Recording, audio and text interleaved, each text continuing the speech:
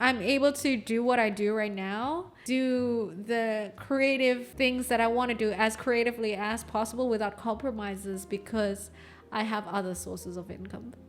When a hobby starts becoming a business, I think it's very likely that it's going to chip away at your creativity, passion, and vision, because you will start compromising to have the company or your revenue survive, or you'll get greedy. It's very likely for that to happen.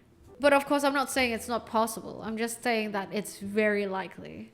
For example, let's say you have a pet that you love, but then you start putting him through competitions and you won once, and then you decide that, hey, this has big potential. You love this pet, but then the competitions kind of starts requiring you to do things that you wouldn't think of if you weren't in this competition. You will start compromising for the requirements of that competition. And that may or may not make you love or hate the competition, the process of it, or more wrongfully, even at some point, maybe even project it to your pet. You get what I mean? So I do think that the best way to enjoy a hobby is to have it not be a source of main income. There's a difference. I think getting some income from it, I think wouldn't reduce your love for it as much, or has less probability of reducing your love for it. But if it starts becoming your main source of income and your survival, it'll give you more reasons to compromise. Some people who manage to make their hobbies a living and still have the same amount of love for it, I'm not saying that's impossible, but I'm saying it's technically less likely than you think. I know how turning passion into work can be soul crushing, and also I remember the quote, find a high paying hobby and never work in your life. There's also another quote that goes, some people love what they do and they make a living out of it.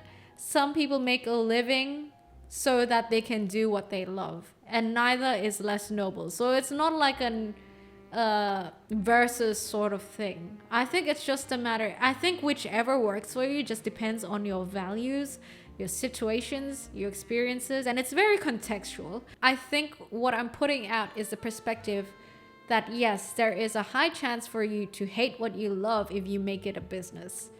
Because I think that that's not discussed enough. It's very glorified that, hey, you need to find something you love, and then you're going to, if you do something you love, you'll never work a day in your life, that sort of shit. And then, hey, if you want to make your own business, it needs to be something you love.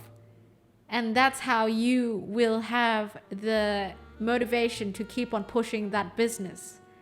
That's what makes a lot of people spiral, because they're trying to figure out what they love, and then they realize that what they love can't particularly make money. When honestly, there's the other option where it's like, hey, you can do what you love, and you can also make money via other means. It doesn't have to be one single thing to make you successful in life. I recently made a video about Ikigai, which is basically like Japanese philosophy about your raison d'etre, or like reasons you wake up to, or your reason for living. And I criticized that part of it as well, where technically, because it's like a Venn diagram. If you look up Ikigai Venn diagram, you'll see what I mean, or you can watch my video, whichever you prefer. If you find the intersection between all these four things, which is what you love, what the world needs, what you can get paid for, and what you're good at. Mastery, love, something that people need, and something that people are willing to pay for. If you find the single intersection, the one intersection in the middle between all those aspects, you can find your reason for living. And I can't stress enough how many people this has misled. Because they keep on meeting dead ends where it's like, okay, I love this, but I don't think it can make any money. Or like, I'm good at this, but like, I don't love it. I feel like it doesn't have to be that binary. You get what I mean?